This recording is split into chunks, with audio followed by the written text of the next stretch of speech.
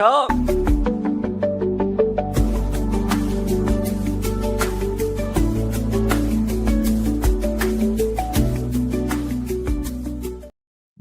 Today, Wiz, we talk skills. There's been a lot of talk about this recently in our classes, around Twitter and elsewhere, about skills.md versus agents.md. Verscel dropping a bomb last week. But the tool we're covering today actually leverages skills to great effect, right? And it sort of does it in this very classic, nice way that we feel is pretty an obvious step along the path to progress here in AI. It's called Upskill from Hugging Face, right? It is literally called Upskill from Hugging Face. Yeah. And it does exactly what you think it might do. And so it upskills agents using agent skills. Now, it uses what? The skills.md file type now, but really doesn't matter what you call it? Or how would you think about this? Yes. So it does a little bit matter what you call it insofar as that's what agents are looking for, but it doesn't really, anyway, yeah. You can call it whatever you want, except that most systems right now are looking for literally the word skills. But it creates the markdown file. That's right. That's right. Absolutely. Okay, so big idea here is we're going to take big model, smart model, good model. We're going to teach it. We're going to use it to teach smaller model how to do cool stuff. We're going to basically train the new trainee. We're going to give it skills, and we can do this with open source models. Very good for builders that don't have massive code bases and are always using the biggest models. Like the folks out there in our audience, right? This is a classic case of distillation. Oh, love that you said it. That's where we're going to end up. You just distilled the entire session into one word, but we've got a journey to take today, Wiz. And we've got some context to set before this whole thing and the demo on upskilling. We're going to hear about how this is all played out and where we are today in terms of skills, agents.mds, Claude.mds, Verscel, all of that, and how that kind of transitions us into caring about maybe the things that are a little bit more important to care about, like the tool called Upskill that's getting like no airtime. But we're going to get airtime today. That's right. All right. You ready to kick this thing off? Oh, I can't wait. Let's go. Let's go. Okay. All right. Thanks, everybody, for joining another weekly Wednesday workshop with AI Makerspace. We saw this upskill thing, and we thought, man, this is definitely the kind of thing we need to be covering. If you have questions, if you have things you want to chat about, discussions along the way, you know what to do. Smash the YouTube chat, and if you're on LinkedIn, just throw a comment in there. We'll see it. It might take a little delay. But today, we want to set the context for Upskill properly.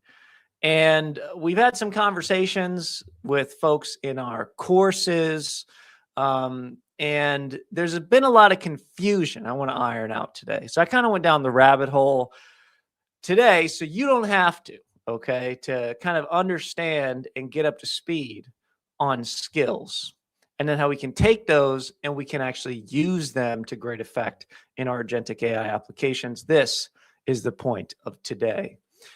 So aligning ourselves to the next hour, what are we going to kind of understand? Well, you're going to understand skills.md, and you're going to understand agents.md, and you're going to understand at least somewhat when you should use one or the other, or at least when other people are using one or the other.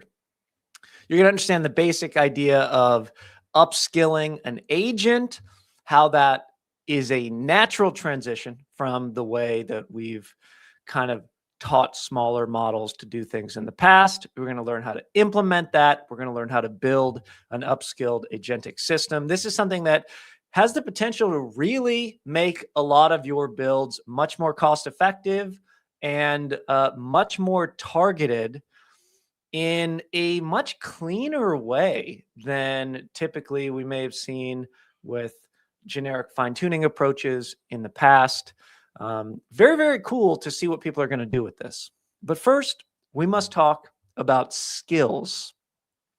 Because when we talk about skills, there's just this real ambiguity in the air.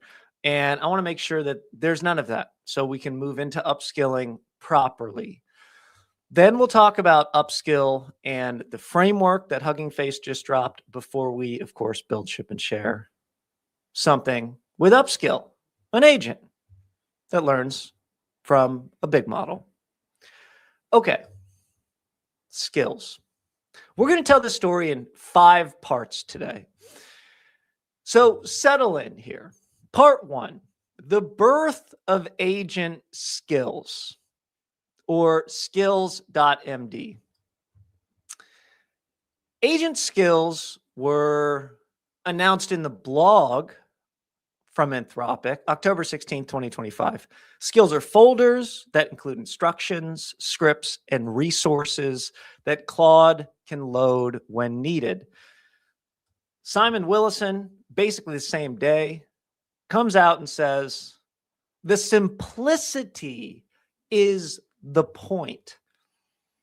They feel a lot closer to the spirit of LLMs. Throw in some text, let the model figure it out. They kind of outsource the hard parts to the LLM harness and associated computer environment. Okay, dope. Fast forward a couple of months. Skills, an open standard, a simple open format released from Anthropic. Man, we've seen this before somewhere, haven't we? It's a go-to move for them. This time, it's not MCP, it's skills for giving agents new capabilities and expertise. And as we see, they are folders, instructions, scripts, and resources that agents can discover and use to do things more accurately, more efficiently. The big idea is simple. We provide a skill name, we give it a skill.md, and we specify the skill. What do you want us to do, boss? That's what the agents are saying when they look at the skill. And there's kind of other things we might put in this directory. We might put some description. We might put some optional metadata in this kind of initial instantiation. We might go a layer deeper and put some things that, if we need them, they're there. Some things like executable code scripts or documentation references or templates or different resources. And we might not use them every time we do inference and check out this skill, but the big idea here is through progressive disclosure, we can pick up the right skill and the right scripts and the right references and the right tools for the job at the right time to put the right stuff in context to keep everything optimized. Sounds pretty good. So when we start the thing up, agents load only the name and description of each available skill with just enough to know when it might be relevant. When a task matches a skill's description, the agent will read the full skill, and then the agent will follow the instructions, optionally loading different files. This is called kind of a pull context model, or context on demand, we might think about this as. And this sounds pretty good. I mean, we covered it on this channel when it came out, and we're like, yeah, that's pretty straightforward. It sounds like that's a banger idea. Okay, skills.md. Part 2, agents.md. So meanwhile, a parallel movement was happening as all of this skills stuff was unfolding around a much simpler idea. And that simple idea was one markdown file to rule them all, you might say. What if instead of this on-demand sophistication, we just put everything into one file and the agent sees it every single time? How about we just do that? And so people were doing that. And Anthropic's good friend, OpenAI, decided, you know what? That's what we're going to champion. We're starting the Agentic AI Foundation, the AAIF, kicking this thing off December 9th. Note, just 9 days before the open standard from Anthropic came out. And we're championing, as part of this effort, agents.md, another simple, open format for providing agents with project-specific instructions and context. And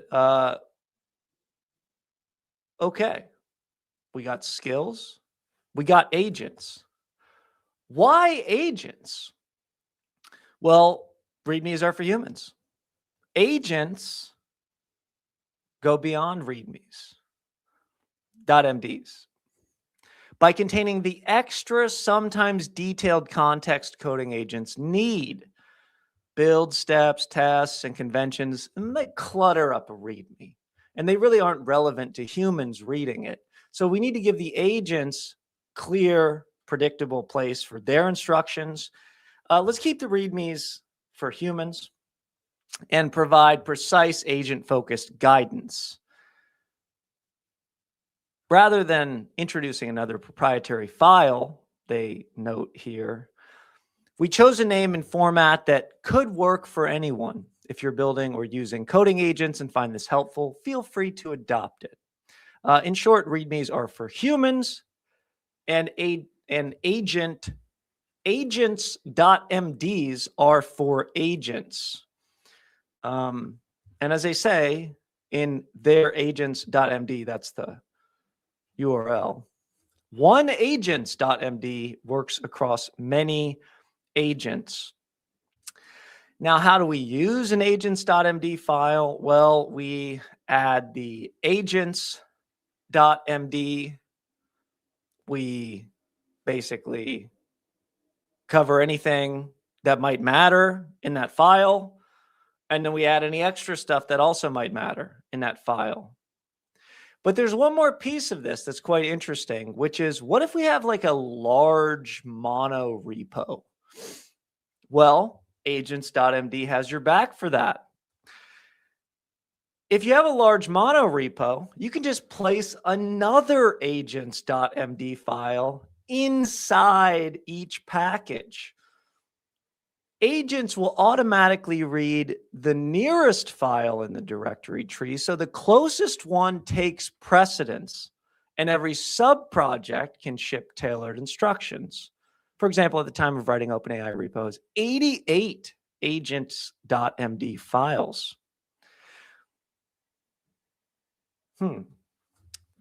Remember skills? Claude will only access a skill when it's relevant to the task at hand. While working on tasks, Claude scans available skills to find relevant matches. When one matches, it loads only the minimal information and files needed when one matches. Okay, so yeah, bringing this kind of together, let's remember that the simplicity is the point. Feels a lot like the spirit of LLMs. Throw some text in, let the model figure it out. Wiz, what do you think about this? It feels a little bit like we're comparing kind of leet code algorithms here and approaches between these two things. When we talk about it's going to look in the directory first, or it's going to decide. This one has a little more agency. One's a little more workflowy. How do you feel about this? I don't feel greatly either way. I mean, like, this is they're tools. We should use all of our tools in our tool belt. We should never stop using tools, right? Like, to me, skills are great if you want to equip your LLM with new skills. It's gonna sound crazy.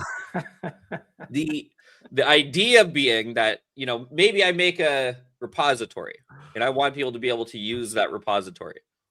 I should put some skills in there, right?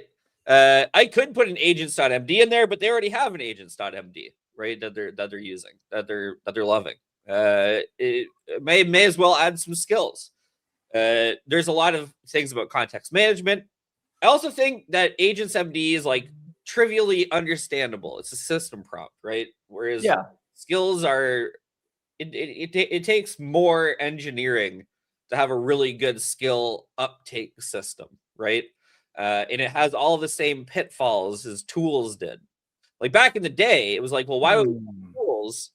You know what I mean? We should just have this one workflow. And we don't need flexibility in our tools. Just give it a toolbox. You know, we used to just say it has this tool. This agent has one tool, and this is the only one it knows how to do. And we build a really robust system prompt to make it great at that tool and that tool alone. And then we were like, that works so good though. And then we were like, oh wait, it's fundamentally limited repeatedly. You know, so I feel the same way about skills. Okay. Versus agents.md. They're both useful. They both are useful. Okay. Yeah. All right. But like the nested agents.md starts to feel a little bit like skills. So we're kind of splitting hairs. It feels like sometimes, even though they are clearly different in the way that they're implemented. We're splitting the best kind of hairs. Yes. Okay. All right. Let's keep going with the story. Here we go. Okay. Thank you, Wiz.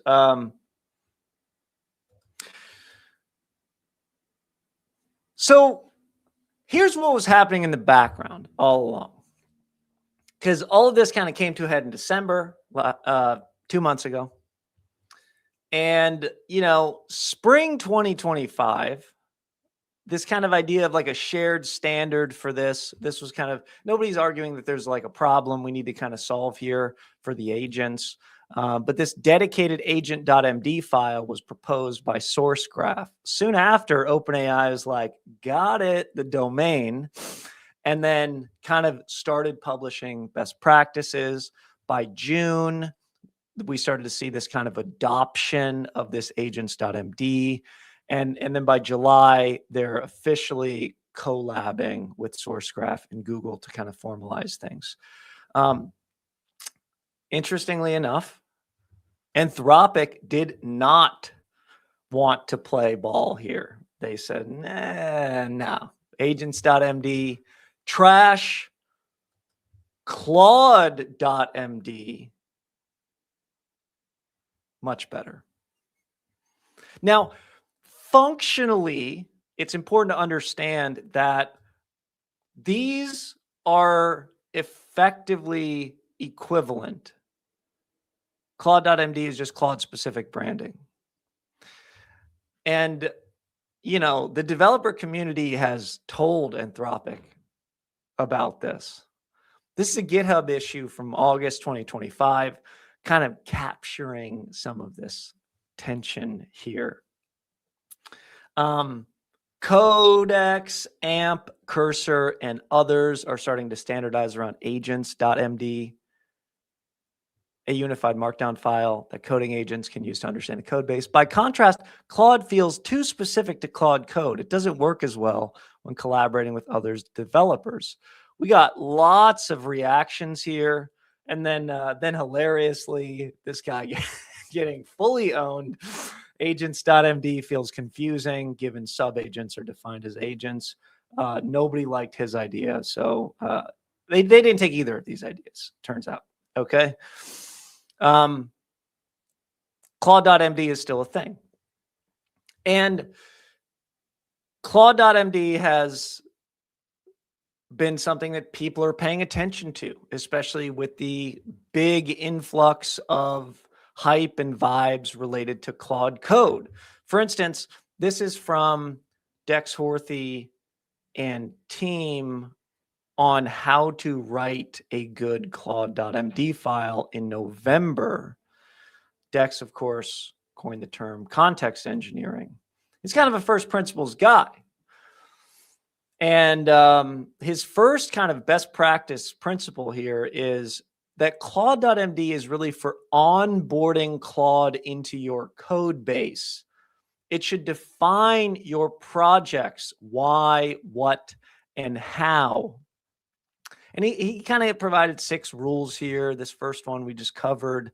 And kind of important, and then we see this progressive disclosure that we should use. We can kind of provide instruction level stuff, even in more of an agents.md context that feels a little skills oriented. This one is worth noting here. Claude.md is the highest leverage point of the harness. So avoid auto-generating it. It should carefully you should carefully craft its contents for best results. Less is more. We see a lot of context engineering stuff that kind of flows right into this. And there's this great image where the hierarchy of leverage is provided here. One bad line of code is one bad line of code, but one bad line of Claude.md affects every single spec, research, and plan, degradation of core competency and methodology. We don't want to be getting our Claude.md file wrong. And remember, these are functionally equivalent. So we can think about this in the same way we think about the agents.md file, where we're providing those specific to our project instructions and context. Okay. And remember, all this is kind of happening at the same time. And then they go live with skills.md 9 days later. And then I think last week comes the bombshell here. Part 4 is the Verscel Showdown. Skills versus agents. Verscel dropping bombs. Okay. They said, yo, agents.md better than skills.md. Let's take a look. Really? We expected skills to be the solution for teaching coding agents framework-specific knowledge. After building evals focused on Next.js 16 APIs, we found something unexpected. Sidebar, Verscel, the creators of Next.js. These are the same folks. A compressed 8 KB docs index embedded directly in agents.md achieved a 100% pass rate, while skills maxed out at 79, even with explicit instructions telling the agent to use them. Without those instructions, skills performed no better than having no documentation at all. Unbelievably garbage. Now, let's note here, the problem that Verscel was trying to solve was very specific. AI coding agents rely on training data that becomes outdated. Next.js is a framework. People use it to build front-end stuff. They're constantly updating it. Sometimes there's old stuff there. Sometimes there's new stuff there. Sometimes there's old stuff there. Sometimes you're running on the new version, but the coding agent was trained on old stuff. Sometimes you're working on the older version, but the coding agent was trained on newer stuff. And so this is a real problem for framework builders. We wanted to fix this by giving agents access to version matched docs. And as they note, what this means for framework authors like themselves. Skills aren't useless. The agents.md approach provides broad horizontal improvements to how agents work with Next.js across all tasks. Skills work better for vertical action-specific workflows that users explicitly trigger, like upgrade my Next.js version, migrate to the app router, or applying framework best practices. The two approaches complement each other. That said, for general framework knowledge, passive context currently outperforms on-demand retrieval. Passive context currently outperforms on-demand retrieval for general framework knowledge. Very interesting. Practical recommendations. Don't wait for skills to improve. They probably will, but don't wait for it. Compress aggressively. Test with evals. Design for retrieval. The goal, Verscel says, is to shift agents from a pre-training-led reasoning to retrieval-led reasoning. Agents.md turns out to be the most reliable way to make that happen. Wiz, is this only relevant to framework authors or to everybody? What should we be taking away from this? I don't know. I mean,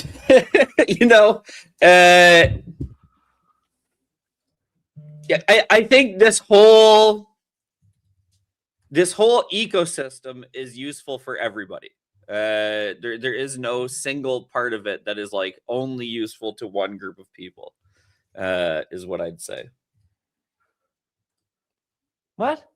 So, like, but everybody's talking about it. What are we supposed to do? Like, I thought agents was better than skills. That's what everybody in class told me last night that they thought. Is agents better than skills, Wiz? I mean, that's like asking is warm water better than cold water? It's like, no, not in a general, broadly defensible sense, but there are situations where certainly you'd prefer one versus the other. Okay. How about this? Let's start reframing a little bit here.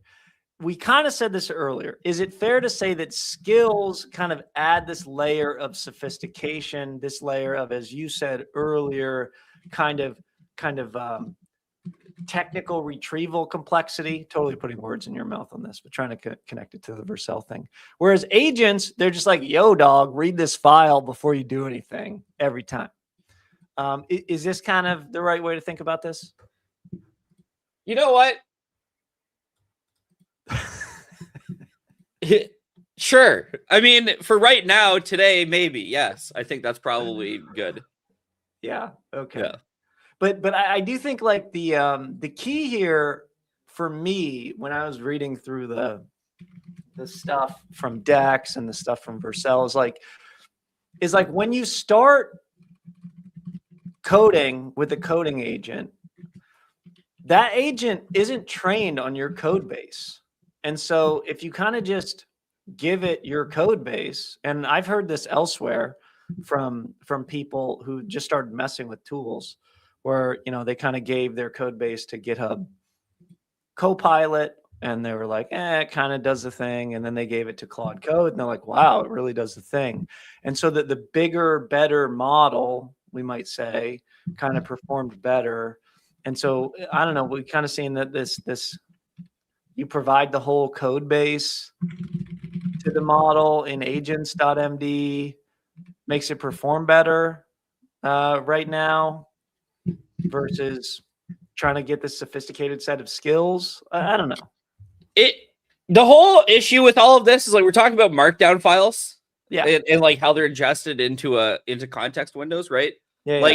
If you have the wherewithal to understand that what we're doing is manipulating markdown files into context, it's like, how are these things really even different? We're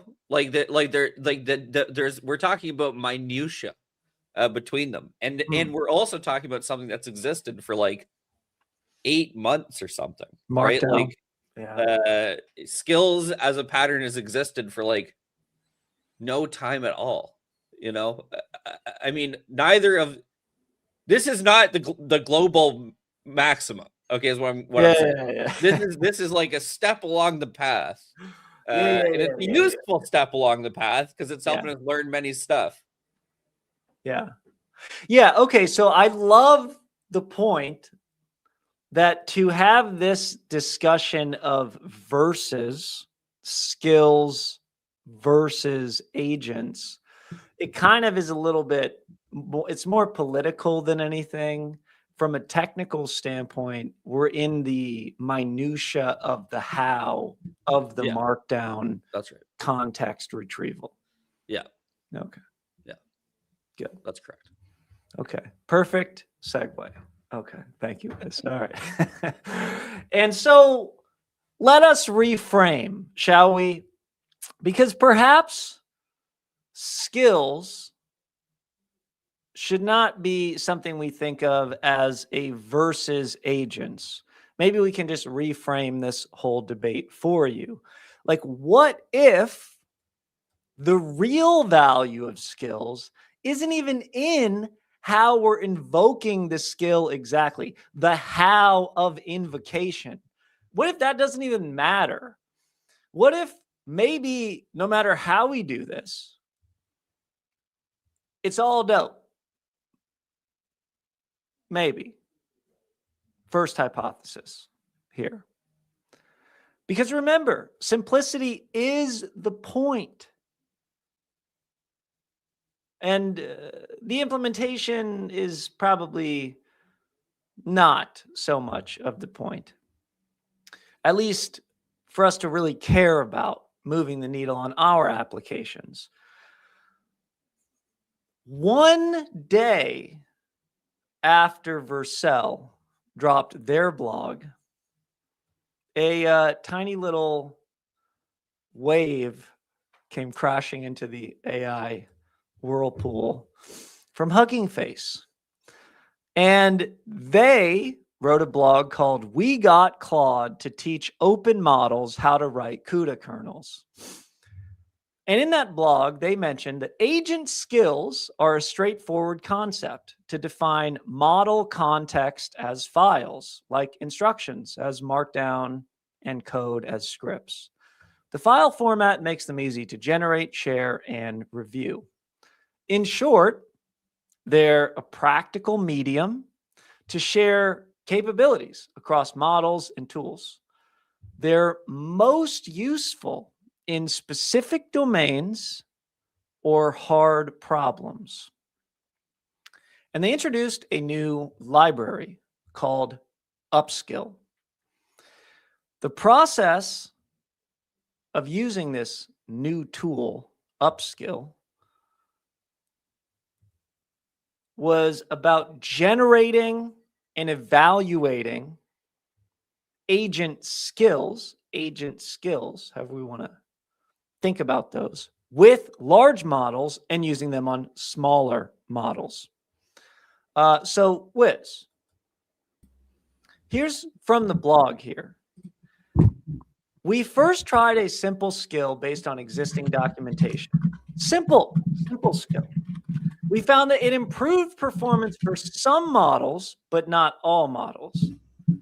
In fact, it could even degrade performance or increase token usage for some models.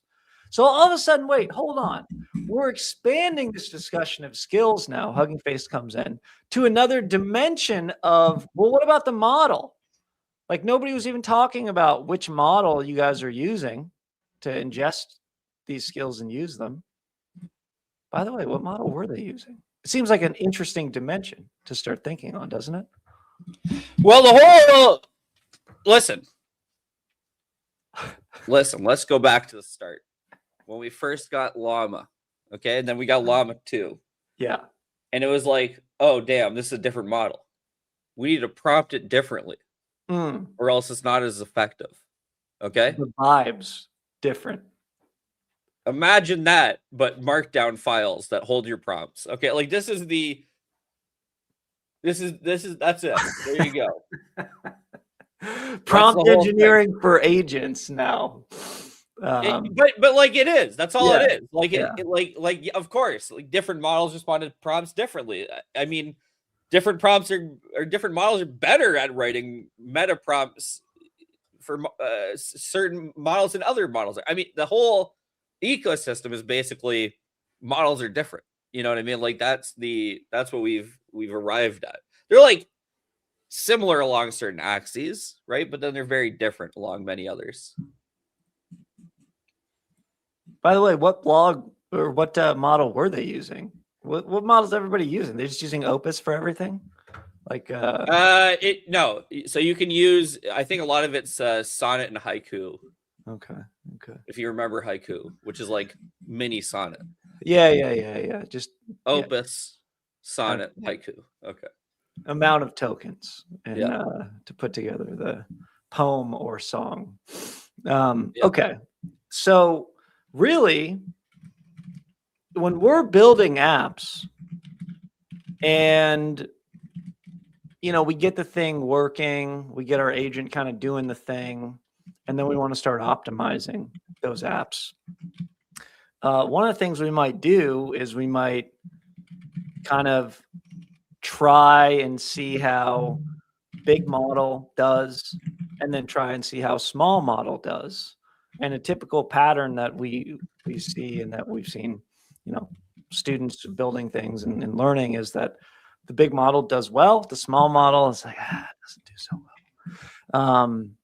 So that kind of has been a problem, right? And typically we've used fine tuning to try to solve that.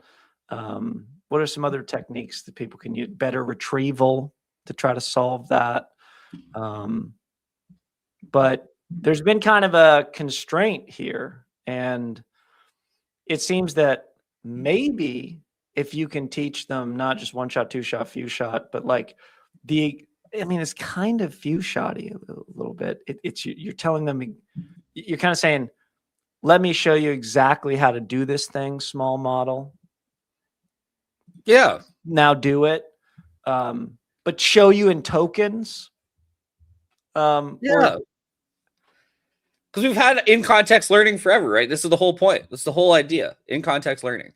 Okay. In fact, like, why does distillation work? It's because, well, it's two reasons technically, but one is because we can in context learn our models and then bake that into the weights. And then the second is we can make sure the distribution matches the teacher model. Okay, that's a big part of it. I'm not going to lie to you, but there is two parts. Okay. There is. Okay.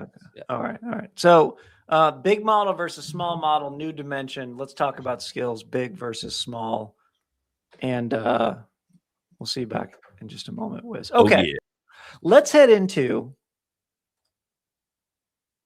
the final stage of this story today.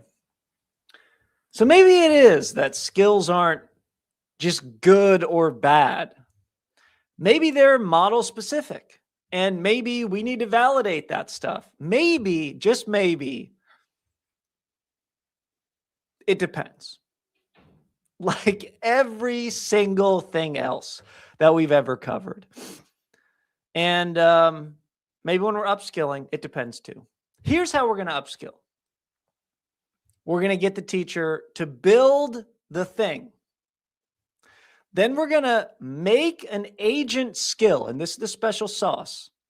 Make an agent skill from the trace of building the thing. That's the super obvious how we evaluating agents today. We're just looking at the trace and looking at the logs.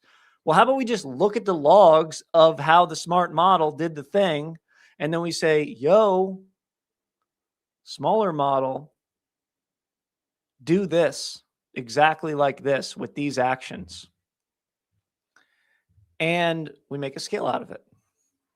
No, then we take the skill to the open source cheaper model and bada bing, bada boom.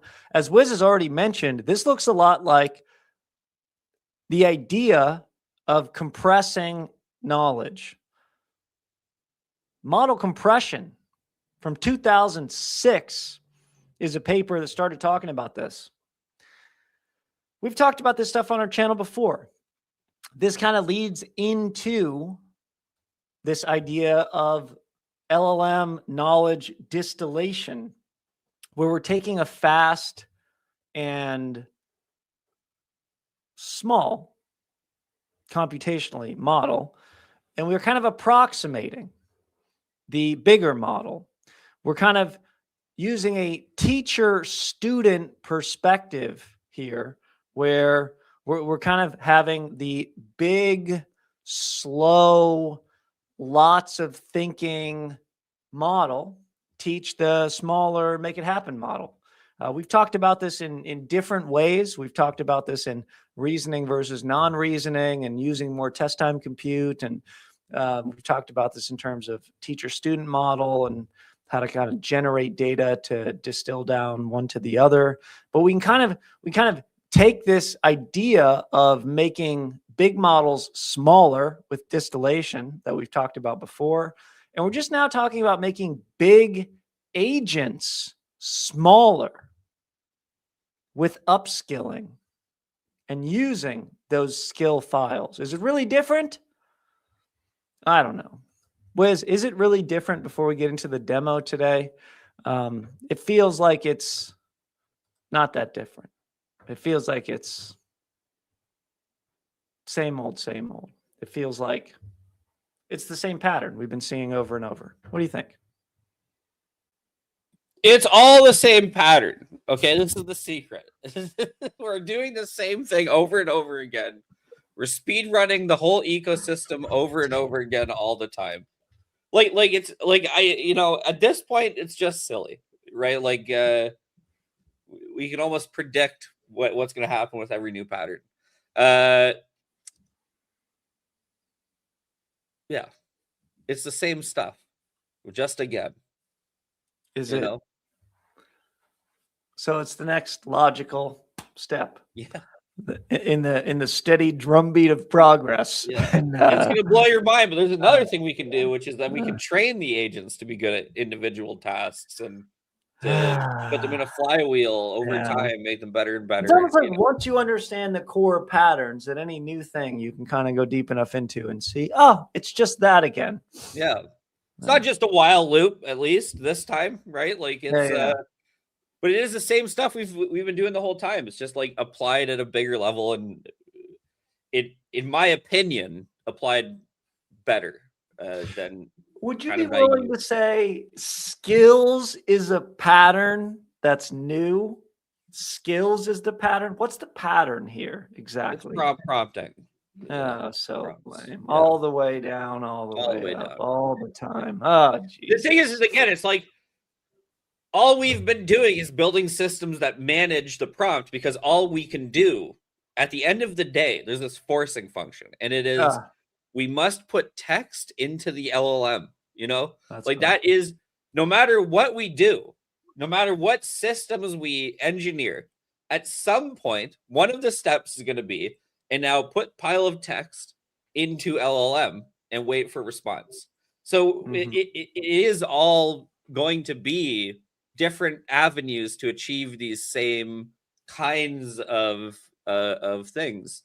I mean, what's good about skills, or unique about skills, is that it's very understandable how it works. And this progressive disclosure thing is neato bonito, right? But like, it's not novel in the sense that this is a fundamentally new pattern that is going to change the world. It's new in the sense that this is a very good application of context management.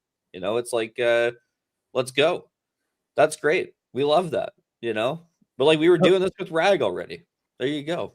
So is it better than just an agent without skills to use one with skills?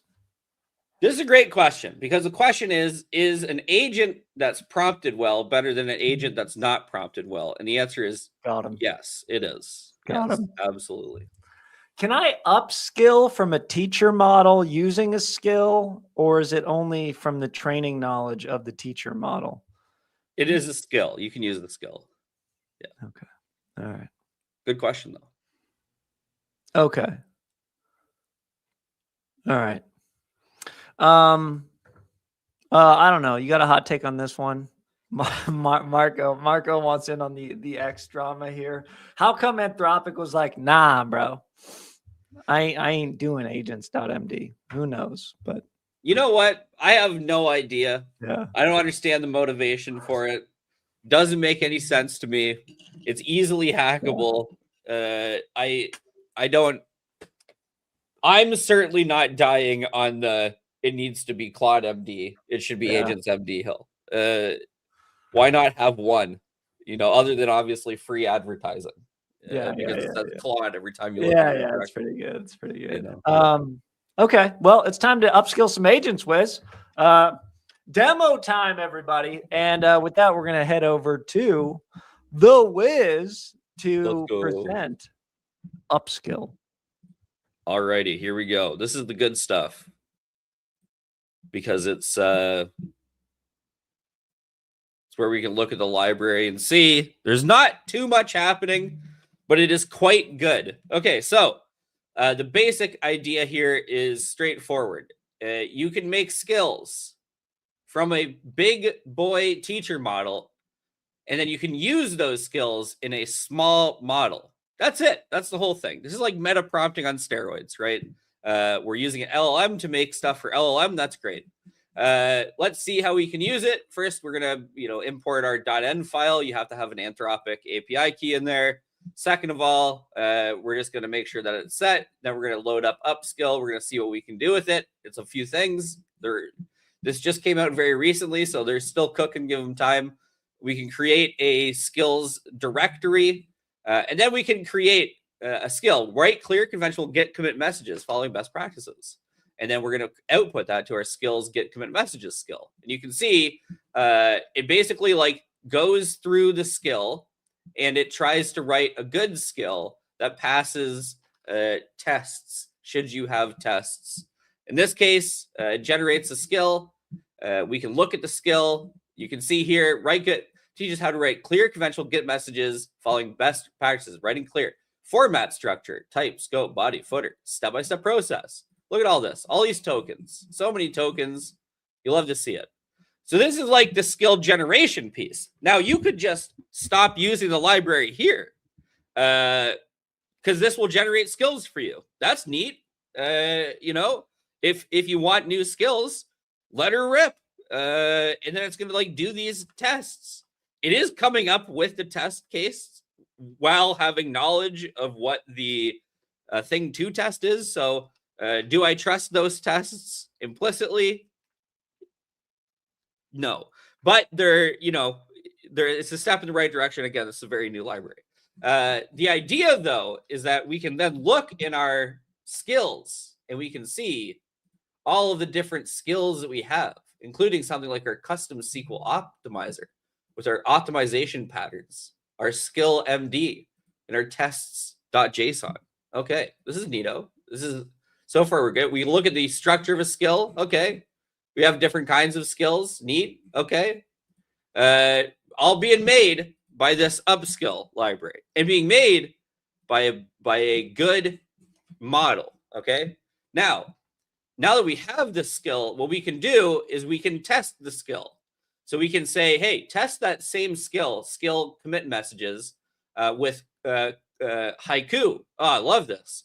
Let's check the base versus the skill. 1 versus 1. So equally bad. We get this recommendation. Skill may not be beneficial, right? So we don't have to worry or fret. We just get to know the skill is not beneficial. Let's see how it does with no baseline. Oh, look at this. It gets 3 out of 5. Good. Let's go. Good job, Haiku, with that skill. As you can see, it's very new, right? So there are a lot of features, there are a lot of things that you would expect to hopefully see at some point that is not true about the library today, but that's okay. We can also do something like evaluate our skills, get commit messages with GPT-4o Mini, and see that actually the baseline and the skills are the same, but the skill takes more tokens. So we're going to go ahead and not use that skill, right? But this is the idea. You can test these skills. You can test the extract key information from application error logs and format structured gauge shot for each yada yada yada, right? From task descriptions, we can create skills. And most importantly, what we can do is we can additionally refine skills, and we can not only refine skills, but we can, I mean, you can look at how it does it here. We can actually create skills from a reasoning trace. The reasoning trace is effectively, we can take, say we do a working session with our friend Claude. We can use Upskill to bake that into a brand new skill that we can then have another model complete. So say we wanted to have like a code review session with Claude, and we use Opus. We can take that Opus session, and then we can convert it into a skill for something like Haiku. So we can run that code review on a smaller model. That's really it. That's what the library is right now. It's dope. Give it a shot. Super new. If you're like, I want to get involved in an open source project and make some banger commits, this is a great one. There you go. Upskill. It makes skills. That's what it do. Okay.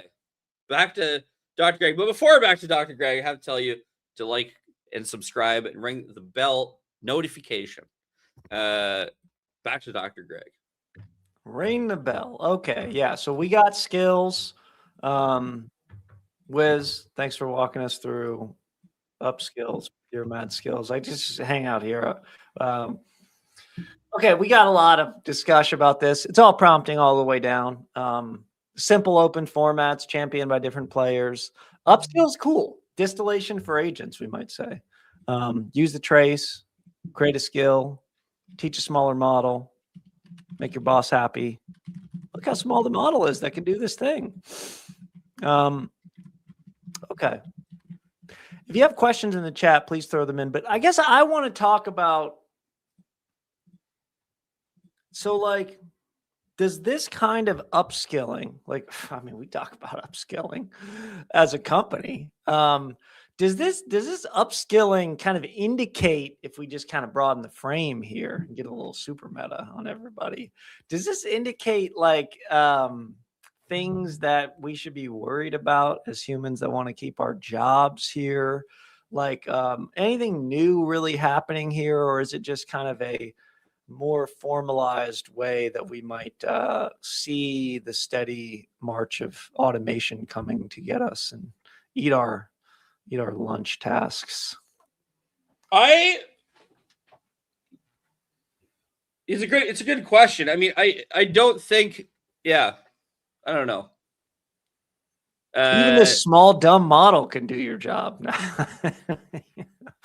You don't even need Claude Opus to do it anymore. It just doesn't change the calculus, right? Because it's like the big models were doing these things, and now that you can just do them faster. I mean, it does change the cost significantly. So maybe agents, are more cost effective for more use cases now. But I think that the most interesting thing is that this pattern should prove to be quite reasonably effective, right? And it is the case that distillation is a very powerful tool in our tool belt.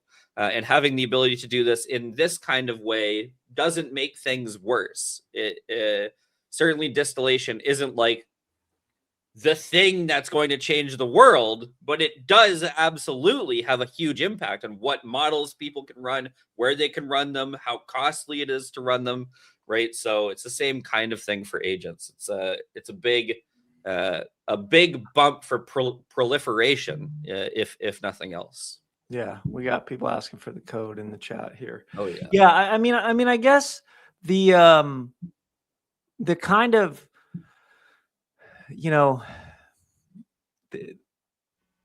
the distillation connection is so interesting because we're kind of connecting the evaluation best practices directly to like when we notice that the thing has been done right, we can codify it. It's almost like it accelerates the automation positive feedback loop. It's like, oh, the agent actually did that well. What's a way that I can train it to do it well all the time? If it's, let's say, not doing it well 100% of the time, it's like, well, just add a skill and it's going to do it well, whatever, 79 to 100% of the time, according to Verscel or something. And then like each time when it does it right just once, we can rewrite a skill and it'll do it right 99% of the time now. And it's like that's pretty interesting to think about from a rapid iteration standpoint when we're building these systems as AI engineers. Like something we didn't think it was good at doing, we noticed it does it right once, but we pull the trace, we auto-generate a skill, and it does it right there forevermore.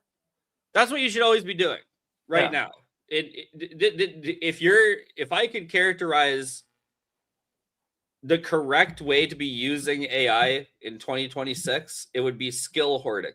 Like that's the equivalent of training your own models for 2026. You should, in all cases, whenever you do something more than one time with your coding agent, so Claude Code or whatever, or Curse or whatever, the moment you do it more than once, put in a skill. Just add a skill. Why not? Right? Because at the end of the day, worst case scenario, like you can manually evoke skills, right? You can say go skill, so it doesn't have to just permanently clutter up your context, but you should be doing that, right? The same way when we wrote functions for programs back in the day, when we wrote the same line of code 6 times, it was like, this is a function. I don't want to write that many lines of code, right? This is going to help your workflow every time. And by the end of it, you have this big pile. And the promise, and this is the promise. Okay, we haven't proved it over time yet, but the promise is when Opus becomes big boy giga Opus, okay, and whenever they release the next Opus, that you don't got to rework your, hey, Opus, look through all my skills. Are these suitable? Do you need to make any adaptations? If so, do it. And then we're straight back to cooking, right? We've built this whole framework around a nice little cushion around our model to make it good at the stuff we need, even if it evolves or changes. And I think that's a very powerful thing to think about and do. That's right. Yeah. Everything that's specific to your environment. That's right. You just basically, and then the agent, then you're effectively using the agent harness. That's right. Okay. There you go. All right. Good stuff. Okay. Thanks, Wiz, for your expertise. As always, we'll see you back next week. Okay. Thanks everybody for joining another AI Makerspace Weekly Wednesday event. We love to see that action in the chat today. Definitely keep it coming. We are on a mission to create the world's leading community for people like you who want to build, ship, and share production LLM and AI applications. We've got folks around the world in the Discord every day, certified grads in many countries, and people out there building, shipping, and sharing like legends. If we are going to achieve this goal, our tactic is to work through creation of a real industry standard, a real certification that helps people build real production AI systems. For people and companies, we're here to provide training solutions. If you're interested in joining as an individual or for your team, joining our flagship bootcamp or doing something more customized, feel free to reach out directly. Our next cohort kicks off April 7th, and early bird discounts up to 40% off with an AIM certified referral are good through the 21st of February. So get in while the getting's good. And with that, everybody, we do appreciate you coming out to join us for another one today. We look forward to seeing you back next week, same time, same place. I think we're going to do super memory next week, but I'm still working on releasing the list for the whole month. So look out for that over the next week or so. And we'll see you back same here, same time, same place every week this year. YouTube, you know where to find us. Until next time, keep building, shipping, and sharing. Maybe use some skills this time. We'll do the same. See you soon.